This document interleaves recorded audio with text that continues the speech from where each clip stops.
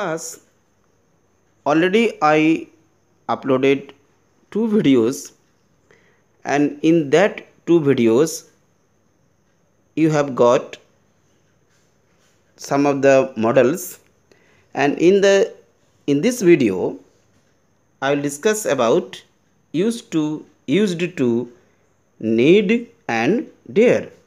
Okay students, and students, you will remember that you must read the things of the description box. I often write the important things in the description box. You must read them, and the extraordinary examples I always write in that box so that you will read them. For your benefit, they are very important.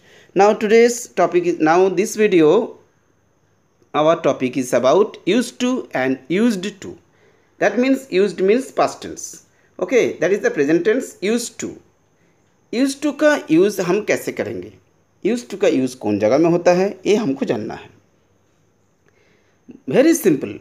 Use to habit, जब subjects अपना कोई रोज का habits के बारे में बताता है. Suppose that I use to get up 5 o'clock in the morning. So that is your habit. That is your habit. रोज का आपका आदत है सुबह में 5 बजे उठना. तो इस जगह में हम यूज टू यूज कर सकते हैं.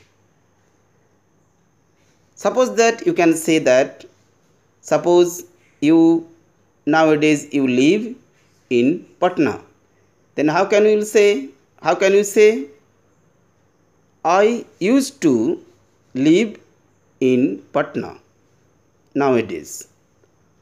अभी मैं पटना में रहा करता हूँ. ऐसा सेंस में यूज टू का यूज़ करेंगे. फिर यूज टू, अगर हम इसको पास्ट टेंस करते हैं, that is in the past tense used to. Now used to, you will see that is used to. You can say I used to live in Patna 10 years ago. 10 साल पहले मैं पटना में रहा करता था. मतलब सब्जेक्ट का कोई हैबिट, कोई डेली रूटीन के बारे में जब हम बताते हैं तब हम यूज्ड टू पास्ट टेंस में, और use to means the D को अगर हटा देते हैं तो हम लोग यूज टू का यूज़ प्रेजेंट टेंस में हैबिट के लिए करेंगे. Is it clear to now? I think that you have got all the things very easily. Suppose that you can say he used to drink tea long years ago. बहुत साल पहले वो चाय पिया करता था. अभी मैं सुबह सुबह चाय पिया करता हूँ. I use to drink tea in the morning, every morning. So that is the use of the 2 words use to and used to. Is it clear? Now will discuss about need and dare. It is very important. Need and that is the dare.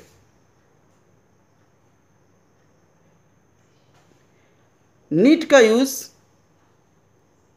Subjects उस जगह में करता है जहाँ उसको कोई चीज़ का requirement हो, कोई नेसेसिटी हो.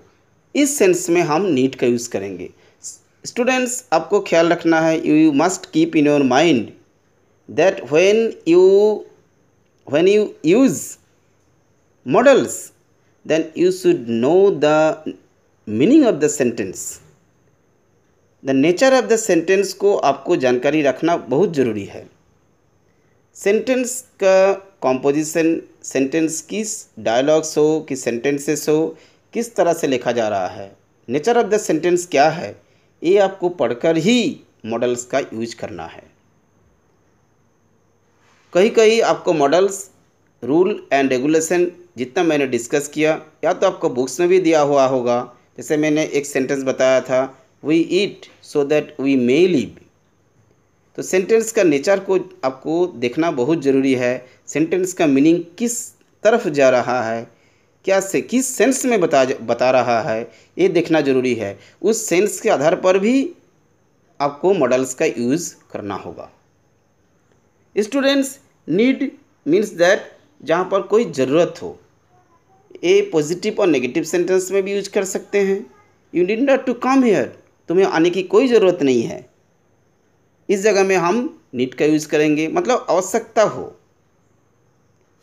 ही नीड्स माई हेल्प, ऐसे सेंटेंस में भी हम नीड का यूज़ करेंगे।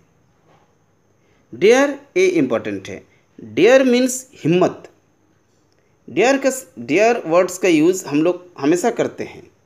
बोलते हैं ना, he is a daring students, बहुत हिम्मतवान लड़का है, बहुत साहसी लड़का है। Daring, daring boy, daring students. Dare means that जहाँ पर सब्जेक्ट्स कोई काम बहुत हिम्मत के साथ करता है। कभी हम लोग ऐसा सेंटेंस सुनते ही हैं, how dare you come here, तुम्हें हिम्मत कैसे हुई आने का। How dare you do this work. ऐसे सेंटेंस में मतलब नेचर ऑफ द सेंटेंस को देखकर आपको डेयर का यूज़ करना है। मीन्स दैट डेयर का यूज़ ब्रेवरी, करेज के सेंस में होगा। लेकिन और एक चीज़ इस जगह में बहुत ही इम्पोर्टेंट है, डेयर और नीड, ये दोनों वर्ब्स लेक्सिकल वर्ब्स भी है। लेक्सिकल वर्ब्स मीन्स जिस जगह में वर्ब्स V1, V2, V3 के रूप में भी यूज़ होता है। मतलब हम लोग AS भी लगा सकते हैं, V5 में भी यूज़ करते हैं। अक्सर मॉडल्स के साथ AS हम लोग यूज़ नहीं करते हैं। आप ही शुड्स नहीं बोलते हो, ही शुड का यूज़ करते हो। He should respect his parents ऐसे ही बोलते हो, लेकिन ही शुड्स नहीं बोलते हो, V5 का यूज़ नहीं करते हैं। लेकिन नीड और डेयर ये दोनों वर्ब्स को आपको ख्याल रखना है। They are also the lexical verbs. Lexical verbs means जिस वर्ब्स को हम लोग अलग अलग फॉर्म्स में कन्वर्ट कर सकते हैं। लेकिन ये नेगेटिव सेंटेंस में नहीं होगा। मैं आपको एग्जाम्पल के साथ बता रहा हूँ, आप ध्यान से सुनो। ही डेयर्स नॉट कम हेयर, ये गलत है, लेकिन ही डेयर्स टू कम हेयर, ये सेंटेंस सही है। मतलब अफर्मेटिव सेंटेंस में डेयर के साथ हम लोग एस का यूज़ कर सकते हैं, एस का यूज़ कर सकते हैं। Already is given means V5 के रूप में हम डेयर को यूज़ कर सकते हैं अफर्मेटिव सेंटेंस में। Similarly he needs my help, उसे मेरा ज़रूरत है। ही needs my help, so that we can say that, and another way, he need not to come here, ये भी सेंटेंस हम बोलते हैं, ये भी मॉडल्स का रूप में यूज हुआ। मीन्स दैट ए नीड और डेयर दोनों ही lexical verbs, means that V5 के रूप में भी यूज़ कर सकते हैं और विदाउट ACS भी हम लोग यूज़ करते हैं। Okay students, is it clear? But negative sentence में हम डेयर और नीड का यूज़ ACS के साथ नहीं करेंगे। Means that he needs not go there ऐसा नहीं बोल सकते हैं। He needs to come here, he needs to go there ऐसा बोल सकते हैं। Is it clear now? Another thing is that about may already the two examples already I left in the first video. You will see there. One is about the possibility of game play and examination. You will remember these things.